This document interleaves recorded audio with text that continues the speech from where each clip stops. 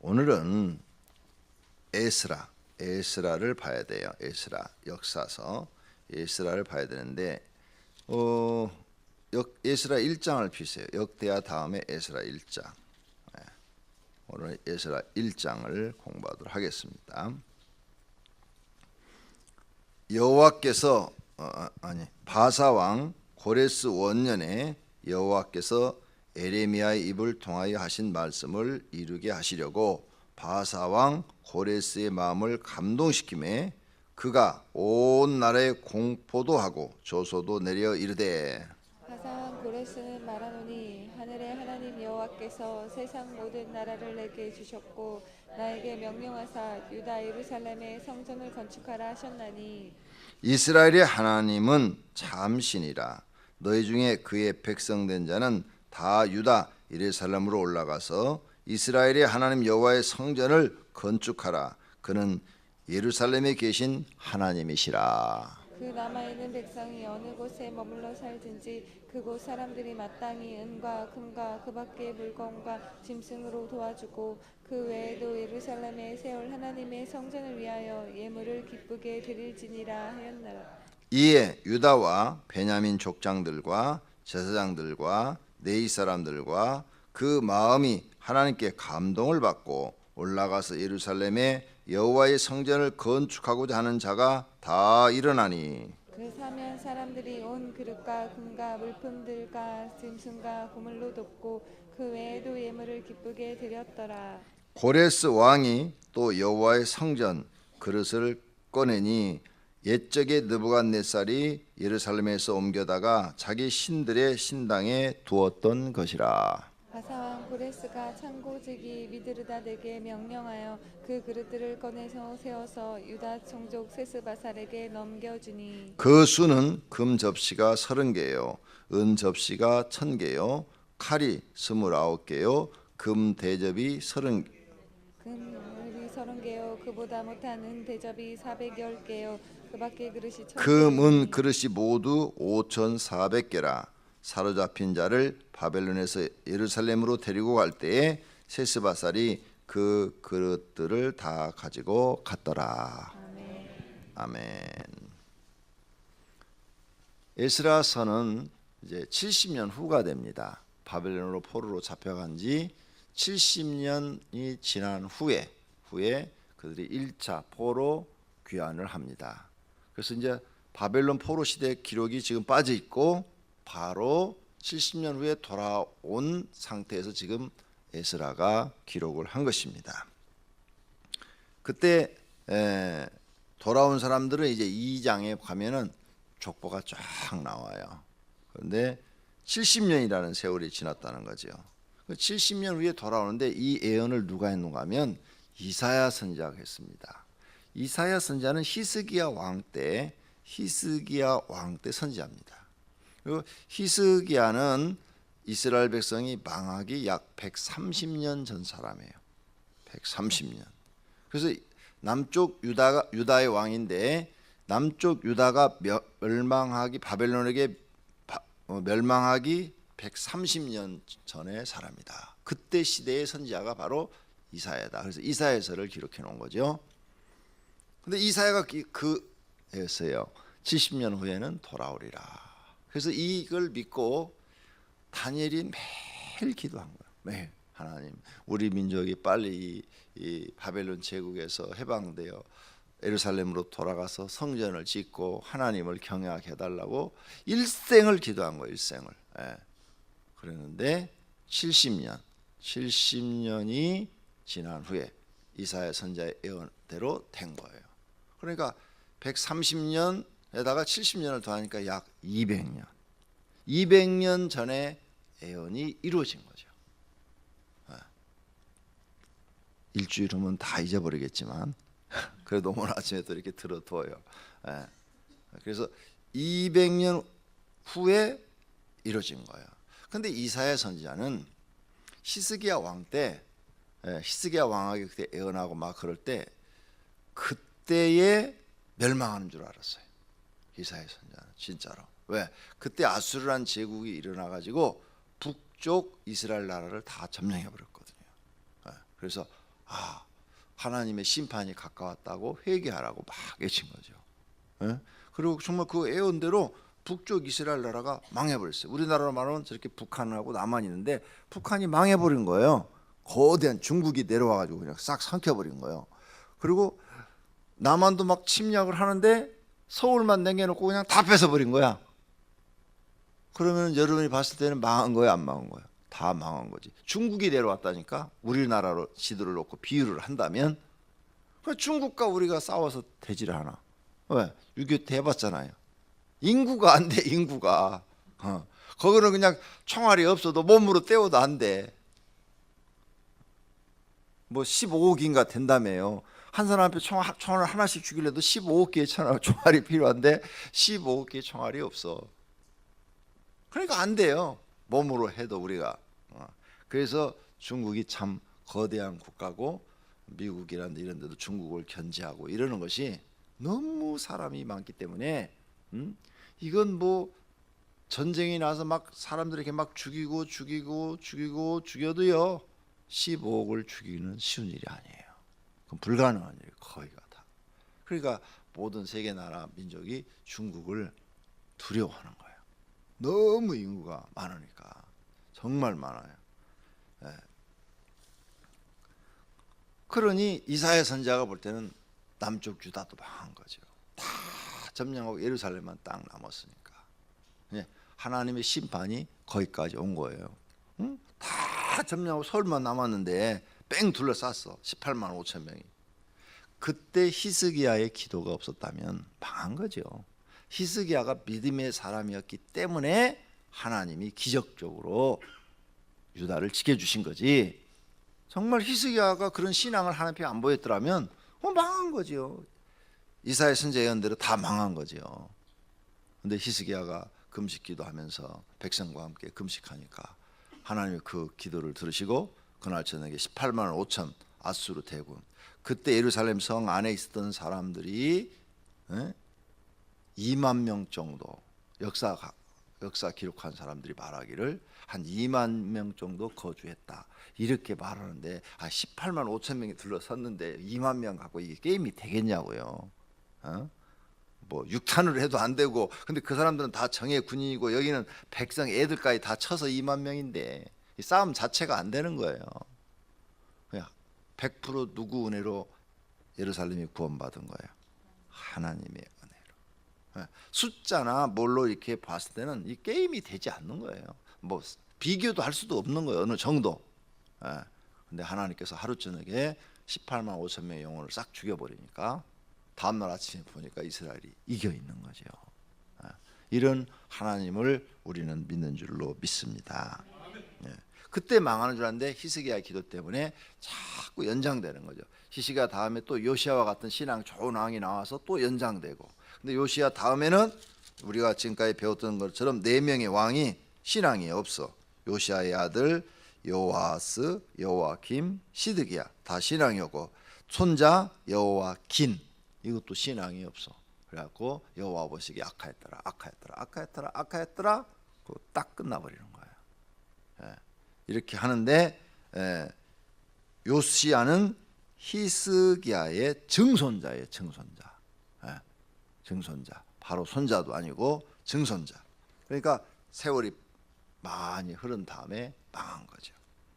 이렇게 망했는데 이사야 선지자는 히스기야 때 망하는 줄 알았다니까요. 그래서 자꾸 외친 거예요. 망하니까 회개하라. 우리나라가 다 망한다.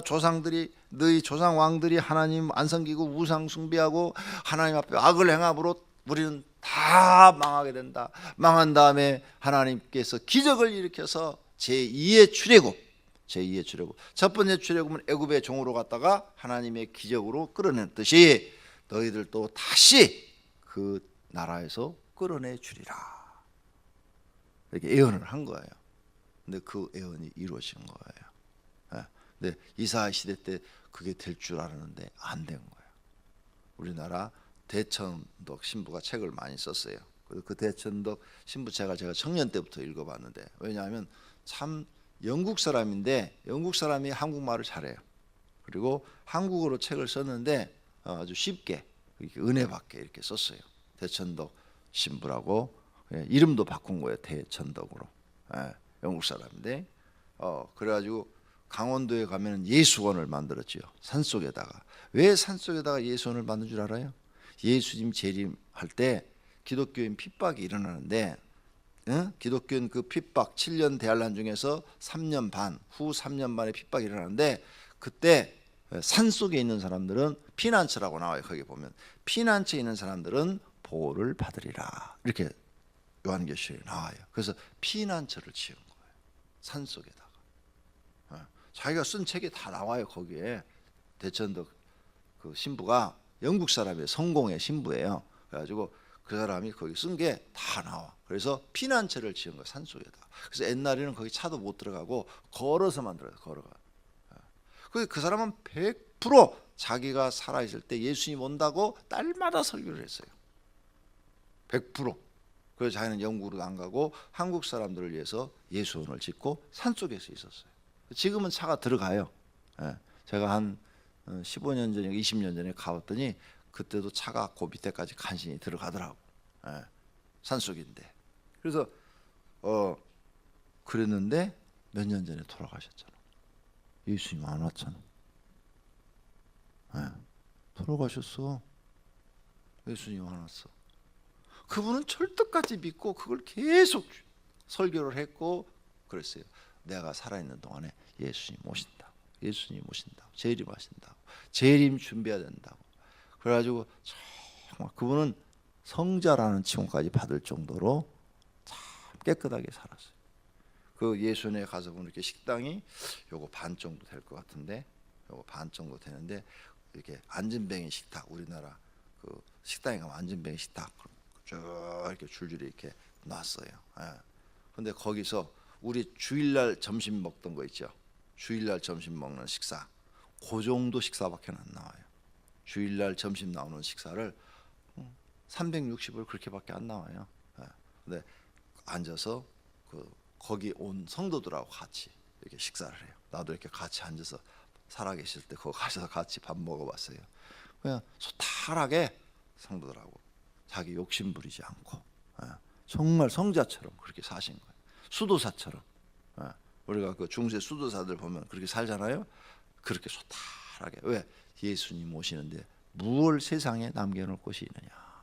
그러면서 그래서 그분을 성자라고 이렇게 얘기하시는 분들도 있다 그 말이에요. 그렇게 살기가 어렵거든요. 근데 정말 순수하게 살다가 갔어요. 자기 생에 정말로 100% 온다고 믿었는데 안 오셨어. 그럼 틀려버렸네. 그 사람 마귀인가? 아니에요.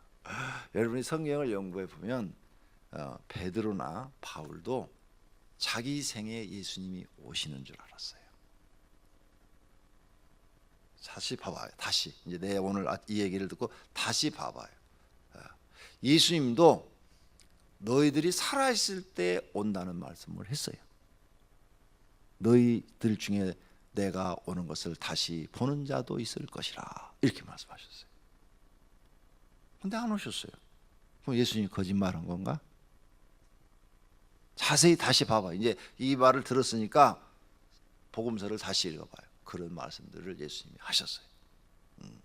그런데 그러면 왜 지금 안 오셨을까? 요한계시록에 보면 구원받은 자, 입맞은 자의 숫자가 차기까지는 오시지 않겠다고 그랬어요.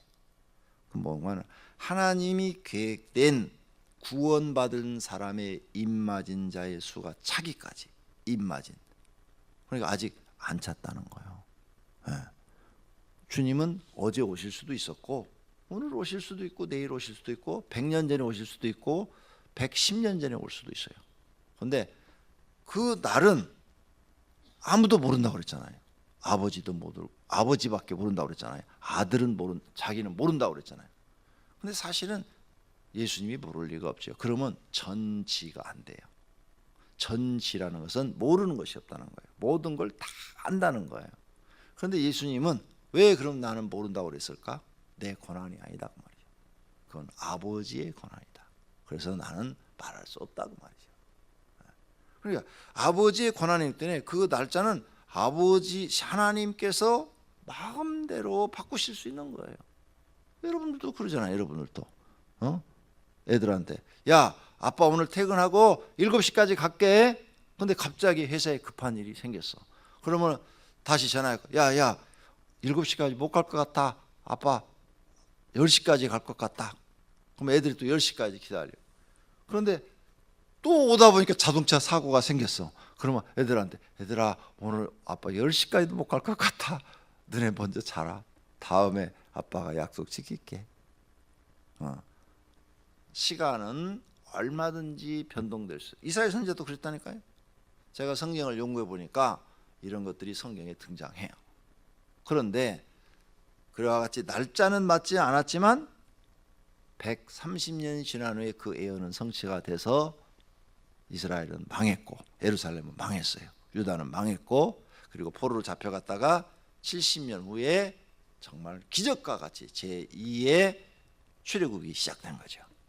그렇죠? 나라가 다시 70년에 회복될 수가 없는데 기가 막힌 일이 일어나서 이와 같이 다시 돌아온 거예요. 그래서 예루살렘에 돌아와서 다시 그들은 성전을 짓고 하나님께 예배하도록 수룹바벨 성전이 만들어진 거죠. 모세의 성막, 솔로몬의 성전. 그리고 솔로몬 성전이 망할 때 다 무너져 버렸어요. 느부갓네살이 와서 싹 무너뜨려 버렸어요. 그냥 벽까지 다 무너뜨려 버렸어요. 다 무너뜨렸어.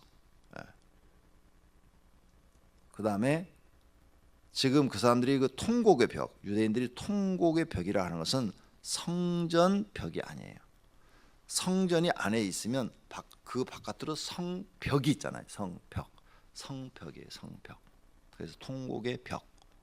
그래서 그 통곡의 벽이 이렇게 있으면 요 안에 들어가면 요 안에가 솔로몬의 성전이 있었던 터예요.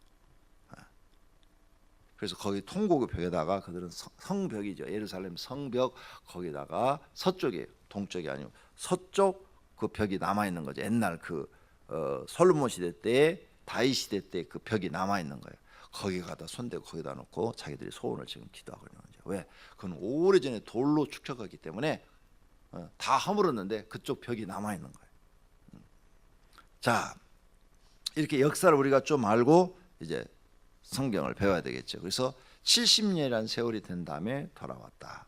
기적과 같은 일이 일어난 거죠. 그래서 성경은 항상 기적이에요.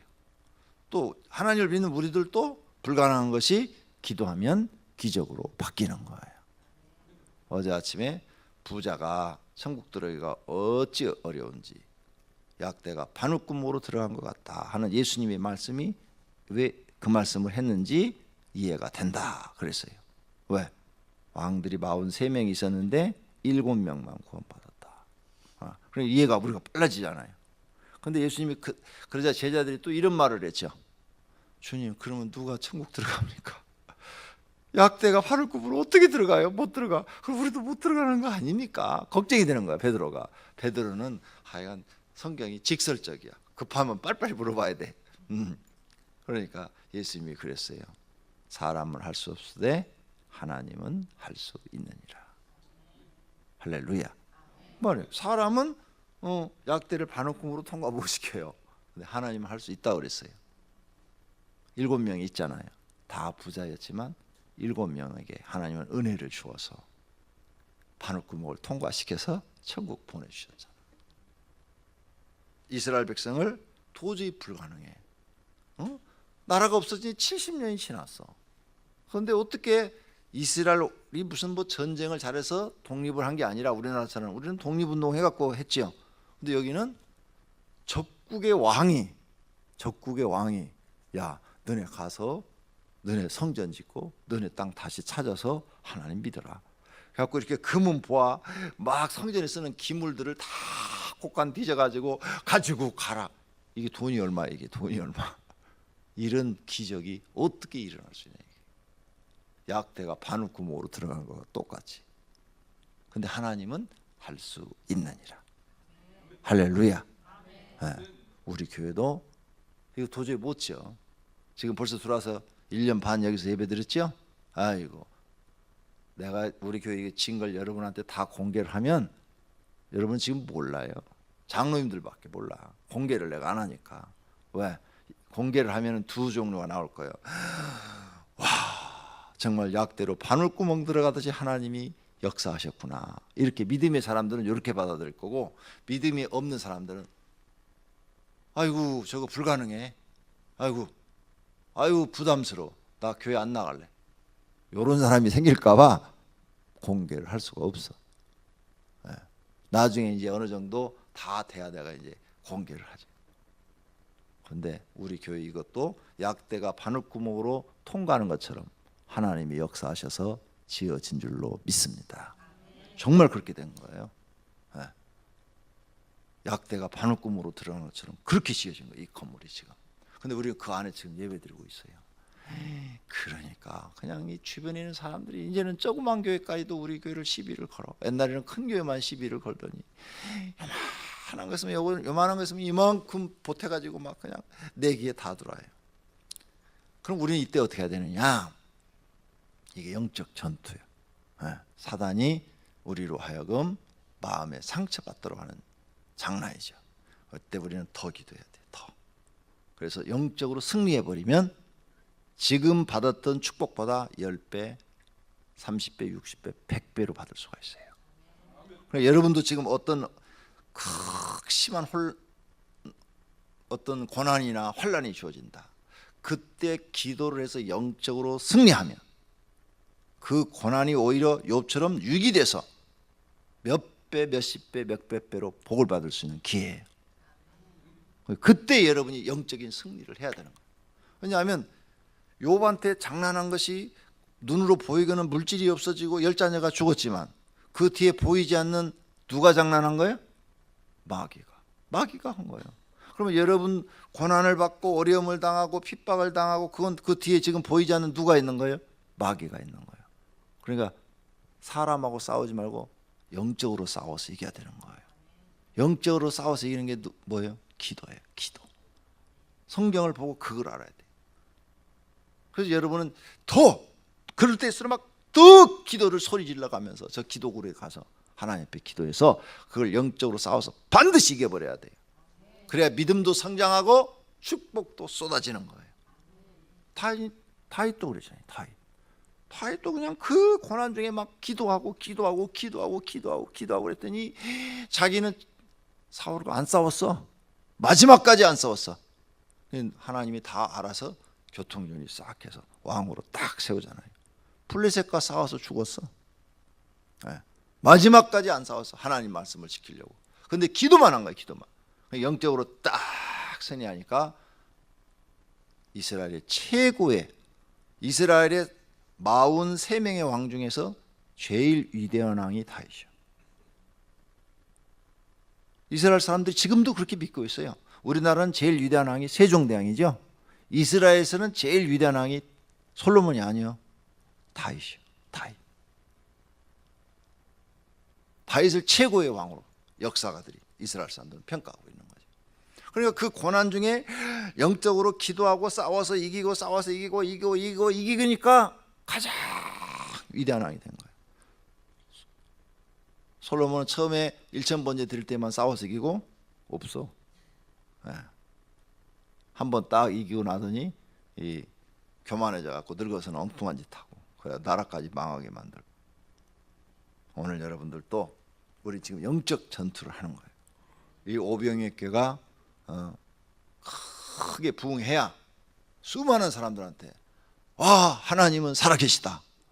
어떻게 저 가난한 사람들이 저 큰 교회를 저렇게 크게 부흥시켰을까? 이 소문이 나는 거예요. 그렇게 날 줄로 믿습니다. 왜? 지금까지 역사해 주셨으니까 앞으로도 역사해 주실 줄로 믿습니다. 그렇게 믿고 기도하시는 분들이 되시기를 축원합니다. 하나님은 약대를 바늘구멍으로 통과시킵니다. 여러분도 아무리 도저히 인간의 힘으로 해결할 수 없어요. 도저히 100% 불가능해. 100% 99%가 아니고 그냥 100% 불가능해도 하나님이 도우시면 됩니다. 이스라엘 백성 100% 돌아올 수 없어요. 100% 돌아올 수 없는데 아니 어떻게 다른 나라 왕이 보내주냐고 이렇게 오늘 것처럼 이게 있을 수 없는 거예요. 하나님이 역사를 주관하시는 거예요. 바벨론이라는 제국이 남쪽 유다 예루살렘을 점령해서 포로로 다 잡아갔어요. 5천 명. 근데 지금 돌아온 사람들은 5만 명이래요. 5만 명. 그런데 이 바벨론 제국이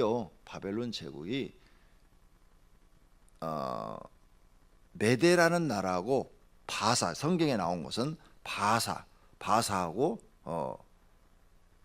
연합을 했어요. 연합. 바벨론 제국이 막 전부 점령하니까 메도는 메소포타미아 그런 나라고 바사는 페르시아예요. 이 두 나라가 동맹을 맺었어요.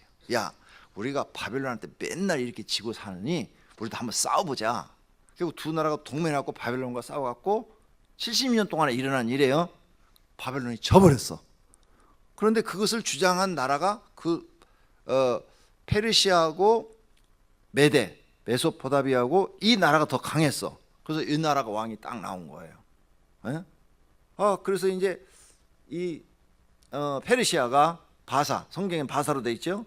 약한 나라니까 가만히 있는데 여기 왕이 돼갖고 몇 년 이렇게 지나는 도중에 70년 그 안에 도중에 이 두 나라가 동맹했는데 이놈들은 그냥 엄청난 그 제국의 땅을 다 차지하고 잘 살고 호화스럽게 하는데 저기는 좀 천대한단 말이야. 동맹을 맺었는데 그럴 수밖에 없지요. 우리하고 일본하고 동맹 맺어가지고 중국을 쳤어. 거대한 나라 땅을 먹었어. 예를 들어서 그러면 우리가 힘이 약하니까 일본한테 다 양보를 하겠지요. 근데 성질이나 양보를 하긴 했어도 그래갖고 힘을 키운 거예요. 예. 페르시아가 힘을 키워가지고는 그래갖고는 싸운 거죠. 메데라는 나라가 다시 싸운 거예요. 두 나라가 연합을 했는데 이제 다시 싸운 거예요. 그래가지고 이 메데라는 나라의 고레스가 지금 여기 등장하죠. 이겨버렸어. 그래서 그 넓은 바벨론 땅을 다 차지하게 됐어요. 근데 이 고레스가 이기면서 이제 자기가 메대 나라의 왕이 됐지만 이 넓은 바사의 왕이죠. 고레스는 바사의 왕인데 메대라는 나라를 이겨버리니까 이 메대기 넓은 메대가 지금 바벨론 제국을 땅을 다 가지고 있는데 그걸 다 차지하게 된 거예요. 그때를 오늘 여기 본문의 1절 바상 고레스 원년에 왕이 된 지 원년이 아니고 전 바벨론 제국을 다 전쟁에서 이기고 난 후에서 통치한 원년에 그 전에는 뭐요? 조그마한 땅의 왕이었어요. 그런데 전쟁에서 이겨버리니까 이제는 거대한 제국의 왕이 된 거예요. 그래서 그 원년에 그래서 여러분이 다니엘서 10장을 보면은 1절에 고레스라는 이름이 등장하네요. 왕. 여기 지금 바사왕 고레스 3년에 이렇게 나와요. 그러니까 거기 고레스 3년이라는 말은 그가 왕이 된 지 3년에 이렇게 나오는 거고 여기 원년은 뭐예요? 왕이 돼서 이제 힘을 기른 거죠. 힘을 기른 다음에 바사의 왕이니까 베데라는 나라와 싸워서 이겨버린 거예요. 조그만 나라가 이겨버리니까 이제 거대한 제국을 딱 통치하는데 이 메데라는 나라도 저니까 아니지 바벨론 거 싸워서 이긴 거니까 둘이 연합해가지고 그러니까 이 고레스가 왕이 탁 된 거야. 조그만 나라 왕이 중국 땅보다 더 넓은 그 지중해 연안에 인도 막 이쪽에 모든 땅을 다 차지해 버린 거예요. 거대한 제국의 왕이 되니까 기분이 좋을까요? 나쁠까요? 기분이 좋아. 기분이 좋은데 거기에 공신들이 있는데 공신들이 유대인이 섞여 있어. 유대인들이. 그러니까 유대인들한테 손책을 피는 거예요. 야, 너네 가서 너네 독립해 갖고 너네 성전 짓고 너네 하나님 섬겨. 너네 하나님 덕택에 내가 이긴 거야. 그래서 하나님을 막 찬양하는 장면이 지금 여기 나오는 거예요. 왜? 다니엘과 같은 훌륭한 사람들이 많이 있었잖아요. 다니엘서에 지금 이 고레스 왕이 등장한다니까요. 이렇게 하나님의 놀라운 섭리가 그 70년 동안에 그러니까 벌써 나라가 바벨론, 메대, 바사 이렇게 바뀌면서 하나님의 역사가 일어나는 거예요. 오늘 하나님이 하시는 일은 측량할 수가 없어요. 예측할 수도 없어요. 우리는 이 놀라우신 하나님을 믿는 줄로 믿습니다. 오늘 아침도 하나님을 믿고 여러분의 가정 형편, 사업, 아뢰시고 하나님 도와주세요. 하나님만이 구원자이십니다. 하나님만이 능력자이십니다. 하나님만이 참되신 신이십니다. 하나님만이 나의 치료자이십니다. 고백하시면 하나님이 도와주실 줄로 믿습니다. 약대가 바늘구멍 통과할 줄로 믿습니다. 기도하겠습니다.